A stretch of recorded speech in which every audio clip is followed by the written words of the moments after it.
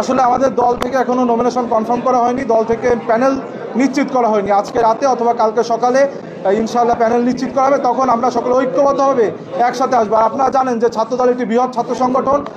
এখানে আপনি দেখেছেন যে কেন্দ্রীয় সংসদে পদ 28টি, কিন্তু আমাদের 450-র অধিক নেতাকর্মী রয়েছে যারা এই 28টি পদে ইলেকশন করতে চায়। সুতরাং এখানে তো একটি যাচাই বাছাইয়ের বিষয় আছে এবং এখানে একটি বিভিন্ন বিষয়াদি রয়েছে, যার জন্য এখন আমাদের প্যানেল নিশ্চিত করা সম্ভব হয়নি। এটি আজ রাতে ইনশাআল্লাহ নিশ্চিত হবে।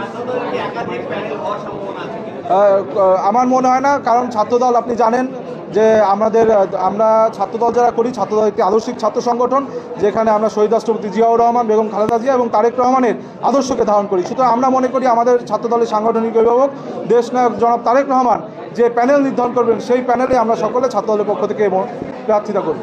সুতরাং এখানে আপনার মনোমালিন্যতার বিষয় নেই, বরং প্রতিযোগিতার বিষয় রয়েছে। এবং ডাকসুতে একটি প্রতিযোগিতামূলক ডাকসু করার জন্য আমরা ছাত্রদলের সকল পর্যায়ের নেতাকর্মী কিন্তু উৎসব মুখর পরিবেশে উৎসুক হয়ে রয়েছি, যার জন্য আমরা যে যার মতন আসছি।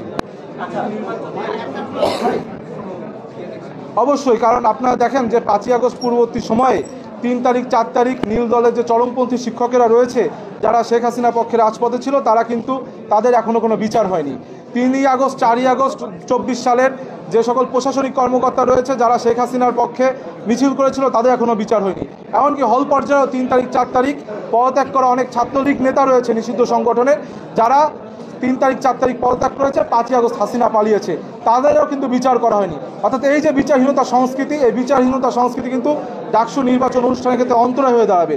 সুতরাং আমরা মনে রাখি, ডাকসু যেমন শুরু হয়েছে, এই বিচারের যে সংস্কৃতি বিশ্ববিদ্যালয় প্রশাসনে নিশ্চিত করা প্রয়োজন। আচ্ছা, একটা বিষয় সেটা হচ্ছে, আপনারা জানেন 90-এর পরবর্তী সময় 25 সালে একটি ডাকসু নির্বাচন হচ্ছে এবং সর্বশেষ একটি প্রশ্নবিদ্ধ ডাকসু নির্বাচন হয়েছিল 2019 সালে। এই যে আপনার দীর্ঘদিন পর গণতান্ত্রিক পরিবেশে বাংলাদেশ যখন গণতান্ত্রিক পথে আপনার অগ্রযাত্রায় সামিল হয়েছে, সেই সময় একটি ডাকসু নির্বাচন অনুষ্ঠিত হচ্ছে, সেখানে আপনার সাধারণ শিক্ষার্থীরা কিন্তু উৎসব মুখর পরিবেশ হচ্ছে।